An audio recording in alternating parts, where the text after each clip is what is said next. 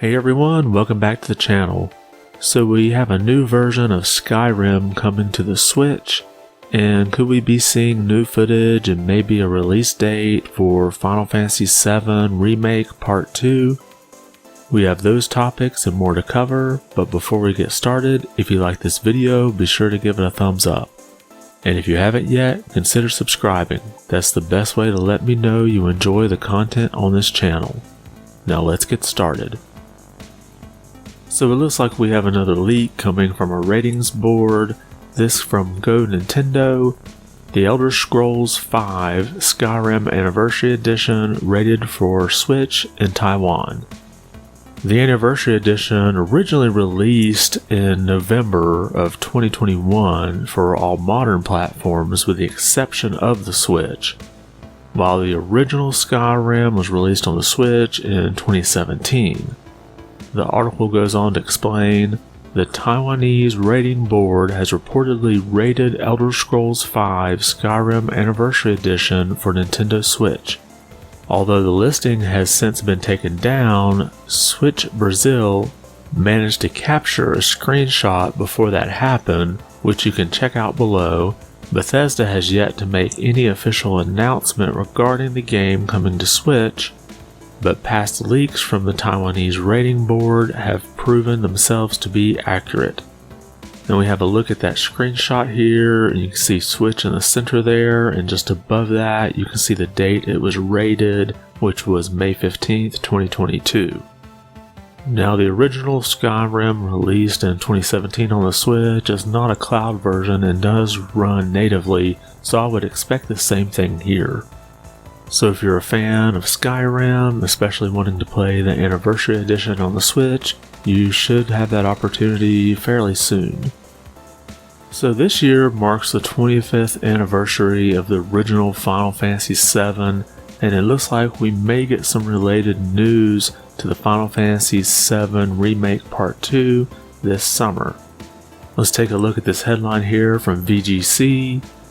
Final Fantasy VII news will be shared next month, Remake Director reveals. The article goes on to say, Square Enix will make announcements regarding the 25th anniversary of Final Fantasy VII next month. That's according to director Nomura, who shared the news during a Japanese live stream focused on the mobile battle royal Final Fantasy VII, The First Soldier, on Wednesday.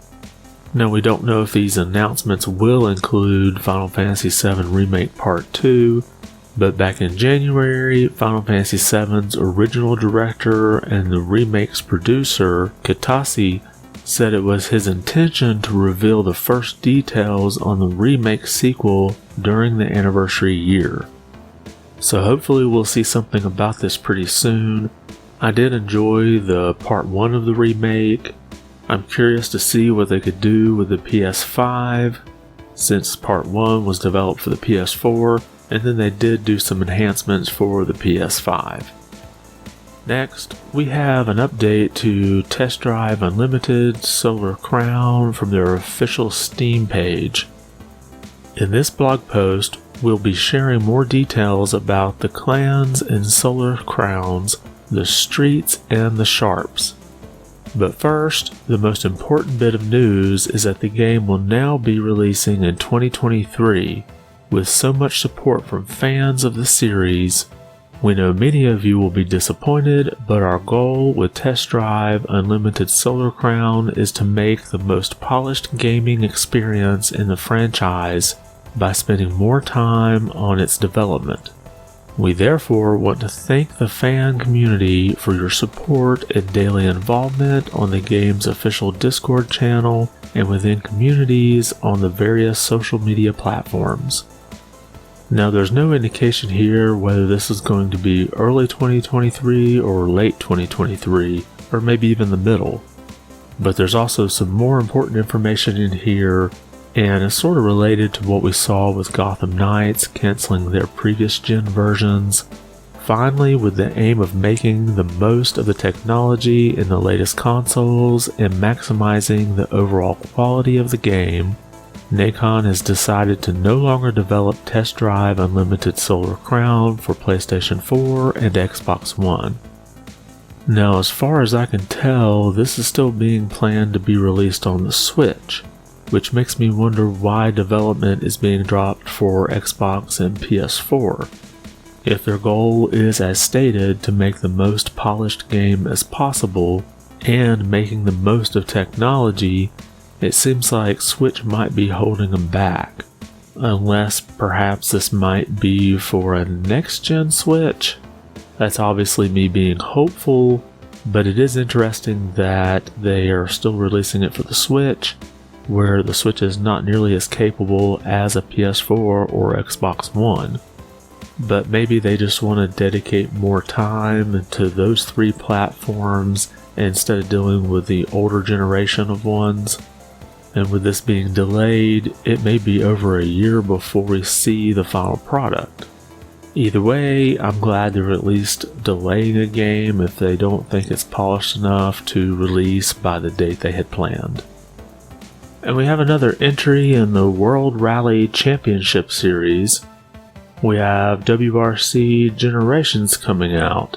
Now, this series is sort of a racing simulation, and let's take a look at this from the Steam page. WRC Generations includes more content than ever before in a rally game.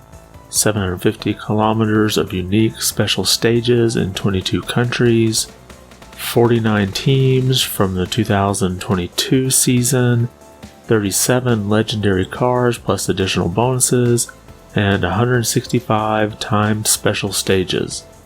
Now the game is planning to come out on PS5, Xbox Series, PlayStation 4, Xbox One, and PC through both Steam and Epic Game Store on October 13th. Now I've not played this series before. I do love racing games, but I tend to gravitate more to ones like Forza Horizon where you don't have to do a whole lot of tweaking on your car to play.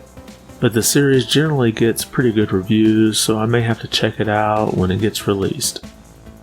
And finally, in some retro gaming news, it looks like Polymega is wanting to add another system to their belt. Let's take a look at this headline from Nintendo Life.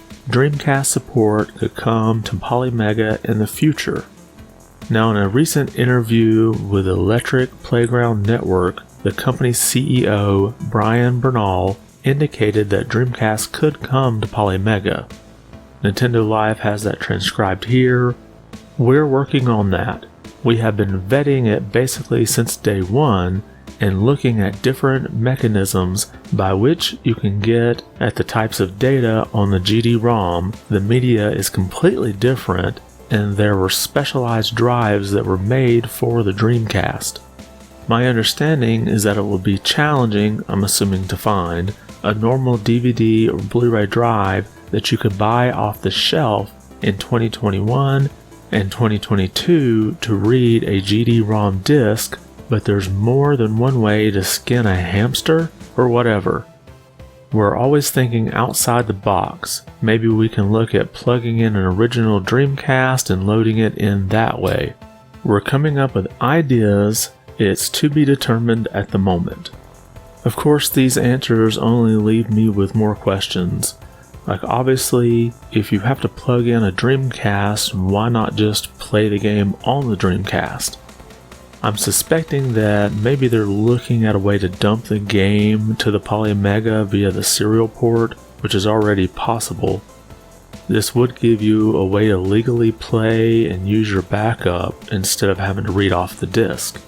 I think it would be highly unlikely that they would actually try to manufacture a GD-ROM drive in 2022. So unless they can figure out some type of reverse engineering method with something that's readily available, they may have to rely on this method of connecting a Dreamcast to the Polymega to dump the disc. And that's all we have for today. Did anything we talk about catch your attention? Were you surprised to see the Anniversary Edition of Skyrim coming to the Switch? And do you think we'll see an announcement for Final Fantasy VII Remake Part 2 sometime this summer? Drop a comment below about those topics or anything else we covered today. I want to thank you for watching, and be good.